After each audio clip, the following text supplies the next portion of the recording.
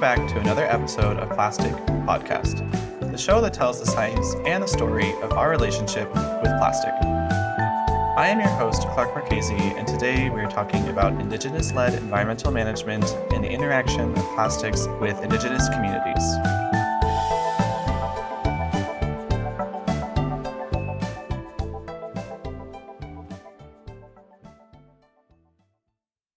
All right, so the idea for this episode came to me when I was making our third episode ever on zero waste cities. And we were talking about strategies for how to transform European cities towards circularity. Upon reflection, I was thinking that the OG zero waste cities are Indigenous communities around the world since the dawn of human history. I started looking into this when it comes to plastic, and I found a handful of governments around the world that are setting aside funding for Indigenous-led solutions to plastic management. I got curious about what that might look like, and I found this article published by our guest today that is titled A Review of Indigenous Approaches to Plastic Pollution's Governments. And today I am speaking with one of the authors of this article, Riley Cotter, a master's student at Memorial University in St. John's, Newfoundland, Labrador. Riley's research focuses on microplastic concentrations in surface waters, but also folds in a social justice approach to plastics. Riley is also close colleagues with the prolific researcher in plastics and social justice, Dr. Max Lebrun, whose work has come up a number of times on this show. Dr. Lebrun wrote a book titled Waste is Colonialism, and we'll also talk a little bit about that today. Also, I'll say that there's obviously a lot of different avenues we could take when discussing Indigenous interaction with plastic. We could talk about how it exists in and harms communities or specific policies, but we have to remember that none of those things would be a monolith. So the conversation will look different depending on whichever specific context we decide to investigate. And that's also one of the major points that was driven through in the interview today. What we are going to do is explore how Riley's work bridges natural science and social justice. We'll talk about the importance of Indigenous-led environmental management, and also the unique perspectives that Indigenous communities bring to the issue of plastic pollution. And with that, let's get started.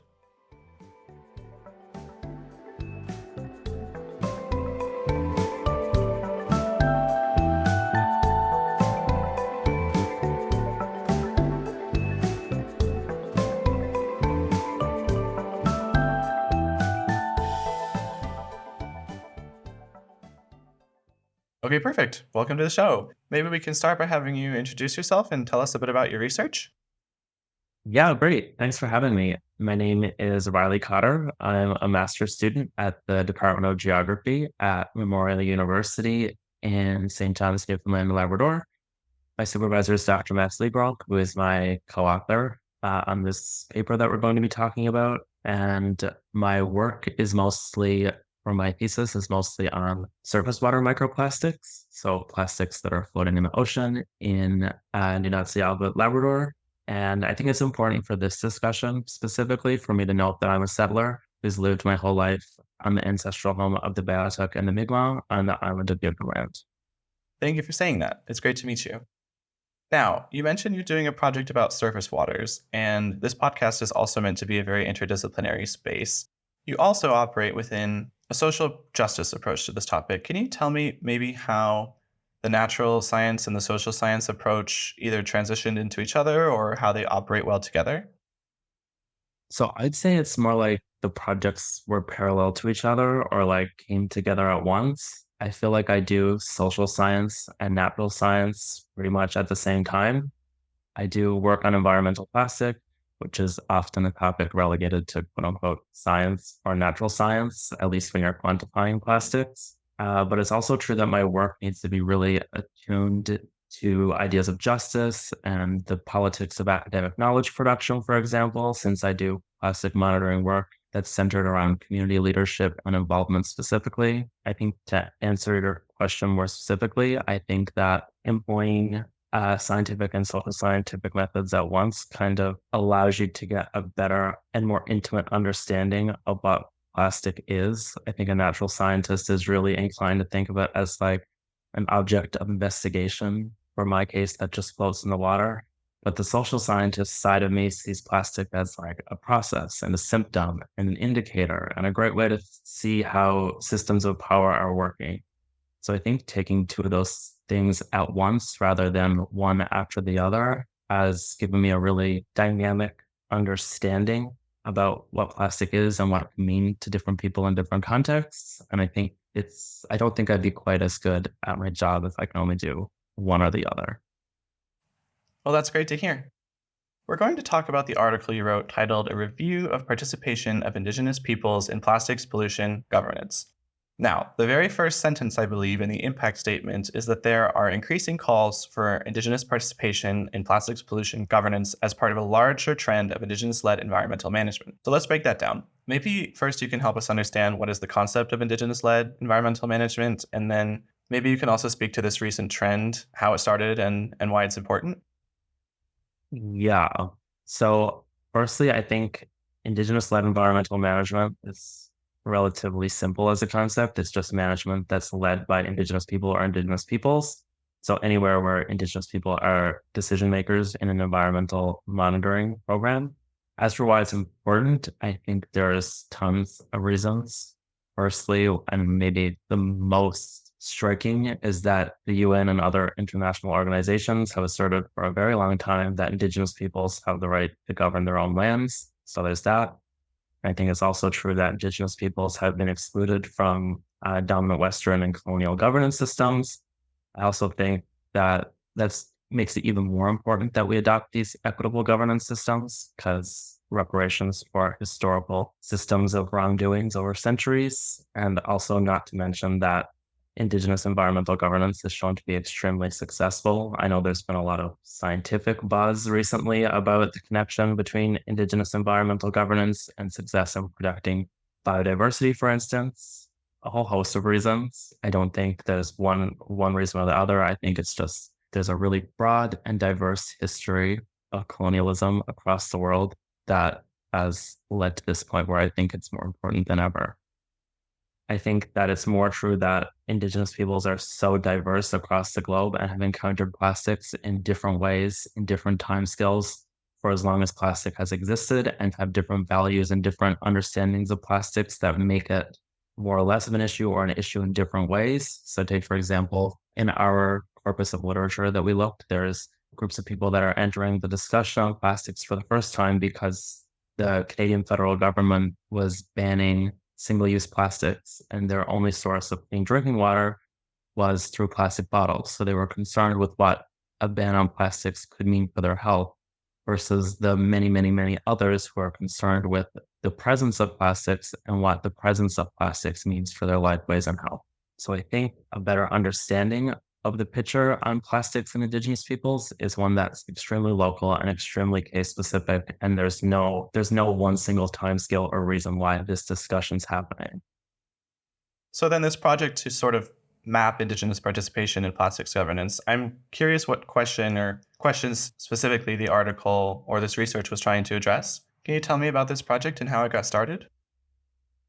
To start the project, there wasn't really a particular agenda other than to describe what was out there in terms of Indigenous participation in plastic pollution governance. I think, of course, we had an idea of what kind of thing was going to be out. My lab, not so much me, but Max, Dr. Lee and my lab have been in this field for a long time. And I think we had an idea, but we really just wanted to find out what examples of governance were looking like in the world in plastics. We were motivated by the question of, in this field of plastics, which we work in so intimately, what does Indigenous environmental governance look like for our field of study and what we're concerned with? Okay, so then in this review, you were sort of doing a sweep to find different specific policies out there that were either addressing or enacted by Indigenous peoples. We started very non-specifically. We were looking basically at academic literature, literary literature, newspapers, anything we could find, government documents, anything. We looked in different databases in a lot of different places. There was no specific mandate for the kind of thing we were looking for.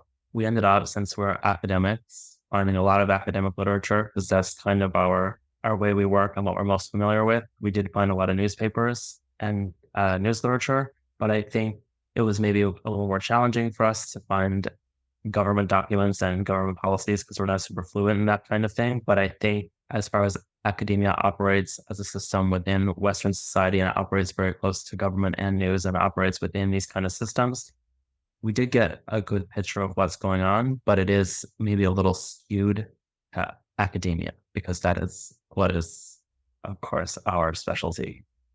Okay, and then once you aggregated all these different forms of documents, you were trying to identify some of the differences within the documents based off of the stakeholders who created them. Is that correct?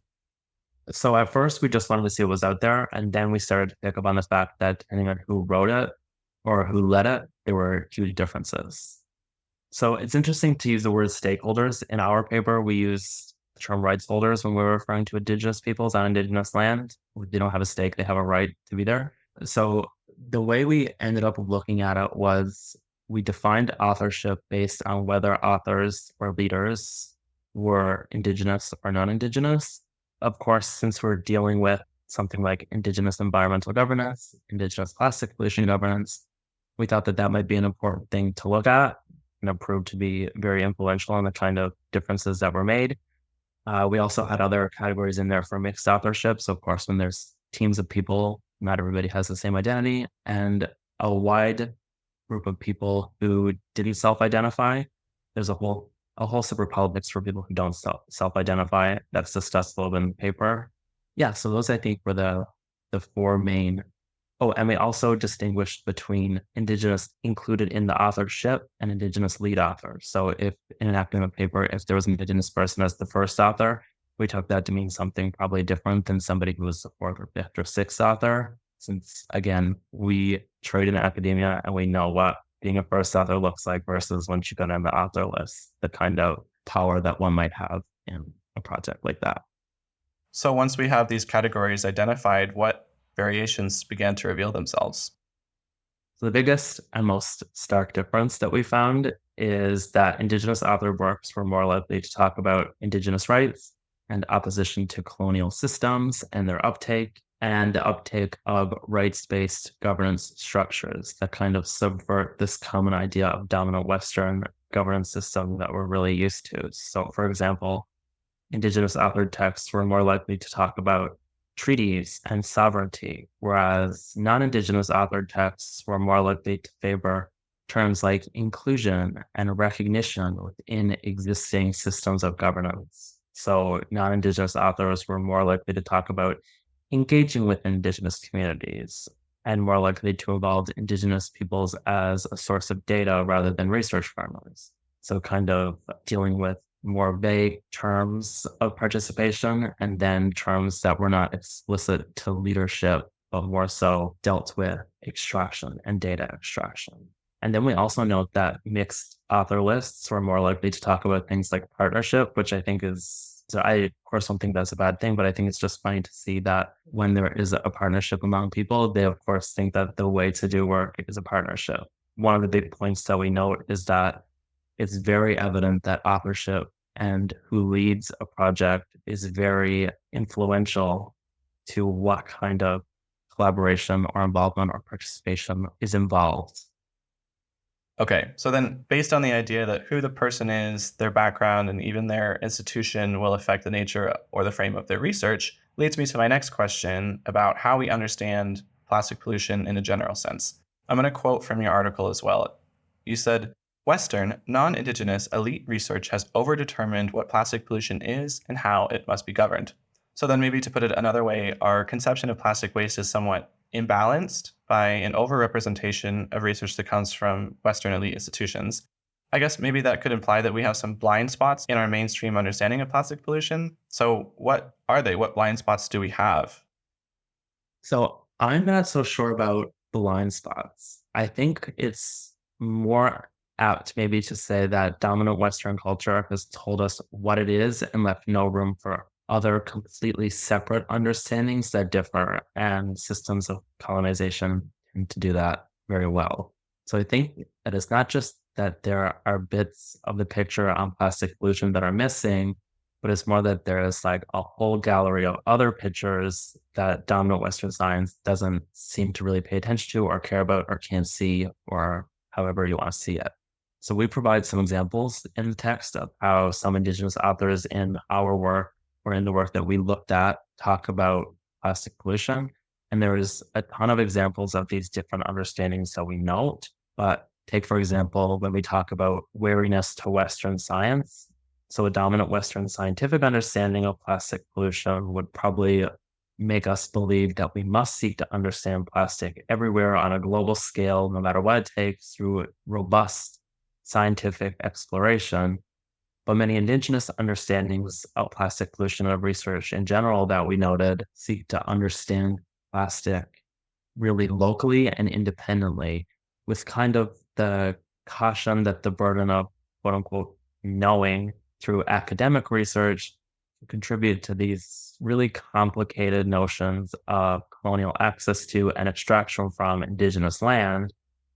So it might be the case that indigenous peoples don't want academic research about plastic pollution on their land if it comes at the cost of their rights and their sovereignty. And this is just one of the big examples of the difference between indigenous and dominant Western understandings of plastic pollution, since it kind of gets at the whole reason for knowing or whether we want to know about it. And we discuss a ton of different examples that illustrate this point. But yeah, that's just one that really stuck out to me.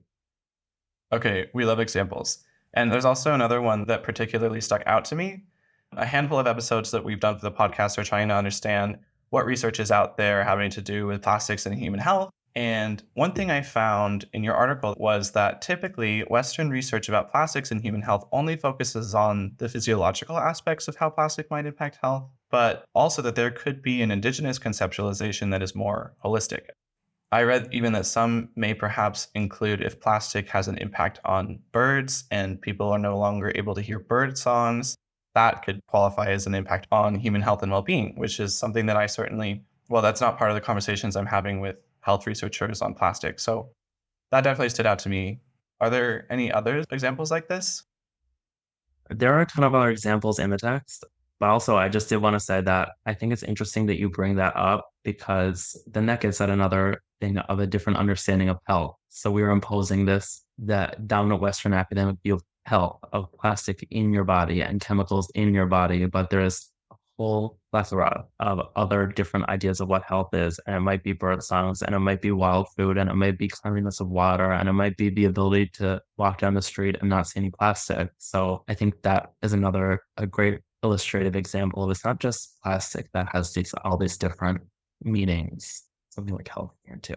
I'd say another big one is the understanding of place-based plastics versus global plastics. In Western science and in Western culture, we tend to talk about plastic as a global phenomenon. So, plastic, as in there is X amount of plastic in the ocean. The ocean is a concept meaning all bodies of oceanic waters. And we're really concerned with these big and scary numbers about weights and those kind of things. But when we look more into indigenous conceptions of plastic and environmental plastics, most people are writing about what's happening on their land or in their home or in their area or within their family. It's more about understanding which plastics are directly, I don't want to say directly in my circle or directly relevant to me, but there is a more place based understanding that plastic can mean something in a different place. Whereas Western scientists tend to view plastic as a global phenomenon that needs to be seen everywhere and needs to be looked at as if we're all in equal proximity to all plastics. Indigenous understandings are more likely to take into considerations that plastics live and exist in a place, and that affects how we should look into it, how we want to look into it, whether we want to look into it, and what it means. I'm also curious if we have any examples of how these different conceptualizations translate into different types of strategies for management. This isn't necessarily in your article, but I was researching for a different episode and I found that the government in British Columbia has invested millions of dollars into Indigenous-led waste management solutions. So I'm wondering if there are any approaches that maybe someone like me wouldn't have considered that might be effective. I hate to sound like a broken record, but I think I don't know enough about it to say a lot because it's so different to everybody. So the indigenous peoples who are working on this in British Columbia have total different stakes in waste management than do indigenous peoples where I am, for example. But I think, yeah, I think one of the beauties about it is that I can't answer that question because I don't know enough about it because each version of this could look so differently. That might be your answer to this next question, but I'm going to ask you anyways. What would you think is the way forward after reviewing all of these different strategies?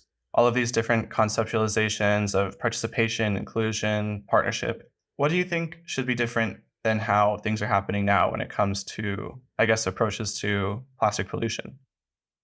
So right now, I'd say the step forward is making space and allowing for indigenous understandings of plastic pollution to really continue to grow. So like we're talking about, they're also different. We just need to make space for them to exist and happen within these structures to hopefully make some difference. And to do that, as we argue in the paper, we'll need to really promote and uphold models of indigenous participation that aren't just inclusive or in recognition of, but rather we'll have to foster models that work to include Indigenous leadership and promote Indigenous justice and sovereignty to work towards frameworks for governing plastic pollution that don't continue to uphold the same old business as usual colonial norms. So allowing for diverse ways of understanding then hopes to foster some more anti-colonial, non-dominant ways of dealing with plastic pollution. Okay, and then on the topic of colonialism, and I have this question down because I've read your colleague's book, Waste is Colonialism by Dr. Maxley Braun. I'm wondering if you can help us kind of understand what that relationship is, and then also what is the intersection between plastic as colonialism and indigenous communities? This is my favorite question. Because from when I started working with maths, it was like the thing that like blew my mind the most. Maybe not blew my mind, but it was certainly one of the most interesting parts of their work for me. So, firstly, I think it's important to understand that colonialism is settler or colonizer or non-indigenous access to indigenous land to meet settler goals, and we're always on indigenous land. And plastic, by its very nature and existence, assumes access to indigenous land through its very, very long lifespan. So, for instance, we mine fossil fuels to create plastic, which requires access to indigenous land. And then once plastics are created from these fuels, we understand that plastic is disposable and often travels very long distances. So, maybe from where it was created all the way to the most northern indigenous community in Canada, for instance. We understand it as transboundary and disposable, like I said. So the creation of this everlasting disposable material assumes that for as long as it exists, which might as well be forever considering human timescales, that the plastic will have or somewhere to go. So whether that's in a landfill or in the water or in an incinerator and then into millions of tiny airborne particles, settlers assume through creating plastic and then the colonial systems that uphold and continue to reproduce and distribute it, that plastic will have and continue to have access to indigenous land. So, like I said, Max Liebel, who is my co-author and supervisor, talks a ton about this idea and even uses waste management itself as a key example of plastic in action as colonialism. Can you explain that a bit? Yeah, yeah. A good example that they use is about the community of Maine. So that's an Inuit community in Nunatsiavut in this province, Newfoundland and Labrador, and that's where our primary research partners are. But Maine is the northernmost community in Nunatsiavut, and it was the first community in this province to ban disposable plastic bags because they used to see a ton of them in the waters around the community, and they didn't want them to be there anymore. And that's great, and it was really innovative considering there's a nationwide ban on disposable plastics in Canada. But the expectation is for people in Maine to deal with plastic bags at the end of what Max called in their article the quote plastic pipeline, rather than to deal with plastics where they're created by multi-billion dollar companies thousands and thousands of miles away. So the idea that infrastructures have to be developed in every corner of the country to deal with plastic is indicative of this assumption that settlers through plastic are planning to continue to access indigenous land for a while through plastics that float in the water or plastics that we ship there because we told them that there's no other way that we can get stuff to them very well with that. I'm also seeing a slight dimension of capitalism in there as well, right? Which tries to place our focus on waste management rather than policies that might perhaps reduce production, which would thereby reduce profits. So yeah, I see that element in there as well. The way I see it, I don't know if people who are probably smarter than me would think about it in a different way, but in a very simple way, I like to think of it as like capitalism is the fuel that fuels the boat of colonialism. It's like capitalism needs to expand to grow. So how do you do that other than to colonize, which is a whole other conversation, of course. But Yeah, I think we could go on a bit of a runaway train with that topic, but suffice it to say that these are very interwoven concepts. Okay, let's see. As we start to get towards the end of the episode, again, noting that we could go on this topic for a long time, but I want to ask if there's anything else or a couple of things that you think are important to mention in this conversation. so again, I'm going to sound like a broken record, but I think it's the most important thing that I've come into knowing through this project. And it's really crucial to be aware that when we're talking about Indigenous anything, there's such huge plurality and diversity in any discussion. So I don't mean in any of this discussion to flatten different people into one category that is Indigenous anything. I think that's the most important thing to keep in mind when you're thinking about this discussion and entering this discussion for sure. Also, to try and go forward on a note of optimism, there's one question I like to ask towards the end, which is there one piece of good news that's come out in your line of work or your research that you can share with us? Yeah. So I think the work that our lab does, which is on environmental plastic monitoring, again, in a nutshell, is doing some really, really cool work involving plastic monitoring that kind of subverts academic ideas of expertise and is doing work in a really justice oriented, community centered way.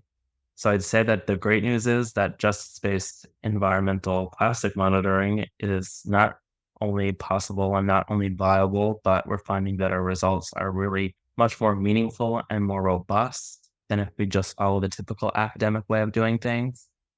Well, that's great news. And I'm really happy that that lab exists and that all of you are putting out that amazing work. And I hope that labs around the world start to replicate that approach. Well, with that, I'll ask where can listeners find you and follow your work and also the work of this lab? So the lab that I'm a part of is called the CLEAR Lab, the Civic Laboratory for Environmental Action Research. We have a website. You can search up CLEAR Lab website. Um, And other than that, I'm my name everywhere. If you want to search me up, I'm on all social media, just being myself.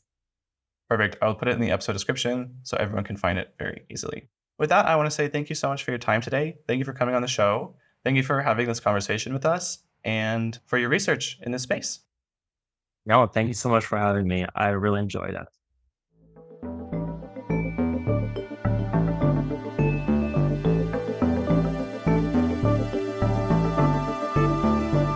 You've been listening to Plastic Podcast. You can find more information about this week's guest and links to their work in the episode description. Cover art for the show was done by Laurel Wong, and the music you're listening to was done by Tadeo Cabejos. I am your host, Clark Marchese, and this episode was produced and engineered by me, so if you found it interesting, send it to someone you know. Plastic Podcast is part of a larger network of sciencey podcasts called Pine Forest Media. You can find more information about us in the episode description or on our website at Pine Forest Pods. We're also on TikTok and Instagram at Pine Forest Media. And we've got some exciting science podcasts coming out this year, and a 5-star rating across platforms and a review on Apple Podcasts is one of the best things you can do to support science communication like this, help us reach more people, and for the entire network to grow. All right, that's all I have for you today. Thank you so much, and we'll chat soon.